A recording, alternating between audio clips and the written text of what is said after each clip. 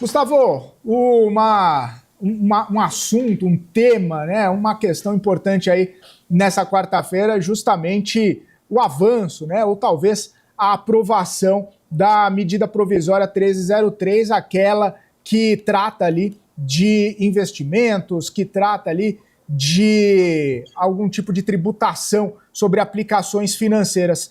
Ponto importante que está sendo discutido é justamente um ponto sensível para o governo, que é a questão da arrecadação. Inclusive, a medida provisória foi colocada justamente para tentar equilibrar, né, os gastos com a arrecadação, trazer um pouco mais de dinheiro para os cofres públicos.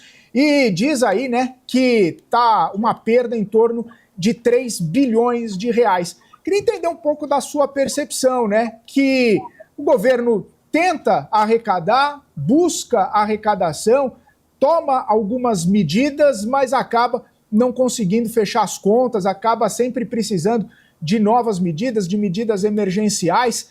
Qual o risco, né, da gente viver sempre nessa busca aí por arrecadação, sempre em medidas, às vezes um pouco mais criativas para tentar fechar as contas?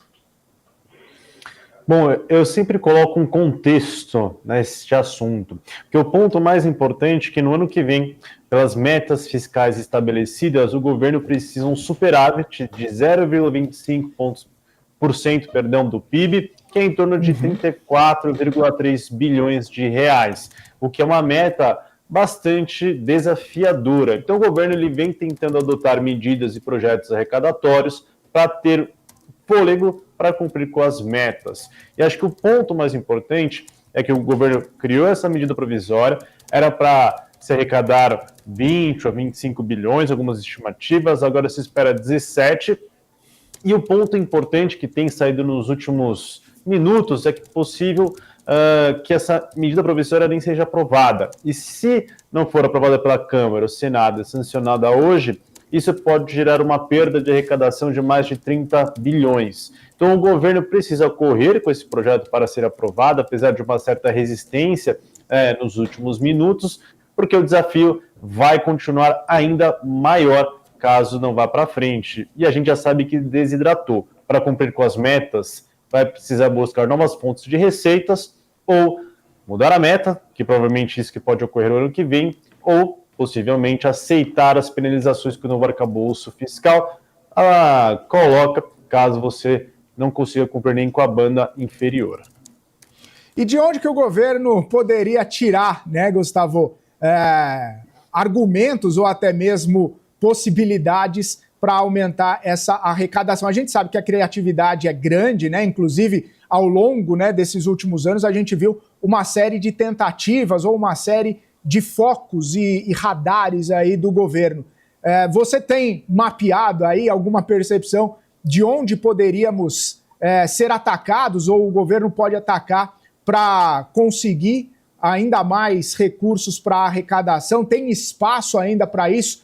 É claro, espaço sempre tem, mas espaço visível e que não haja um impacto tão grande ou, de repente, uma resistência tão grande assim de alguns setores da sociedade? Claro, a gente poderia ter, por exemplo, aquele corte de 10% de forma linear em alguns benefícios tributários, isso poderia gerar uma arrecadação bastante relevante. A gente poderia ter algumas outras medidas voltadas para o orçamento, que sempre se discute, como a desvinculação do salário mínimo e alguns benefícios sociais, um menor enrijecimento do orçamento, só que são pontos que a gente precisa lembrar e colocar também no contexto que teremos eleições no ano que vem, e, portanto, isso vai gerar dificuldades, pressões de alguns setores e vai gerar mais dificuldades. Mas o ponto é mais importante, né? A gente sempre fala desse calcanhar de Aquiles, de que ao invés de atacarmos as despesas ou benefícios tributários que poderia trazer um fôlego extra, o governo vem tentando recompor as receitas. E nessa dificuldade acaba sofrendo derrotas ou até desidratações de projetos, como a gente está vendo no SMP 1303.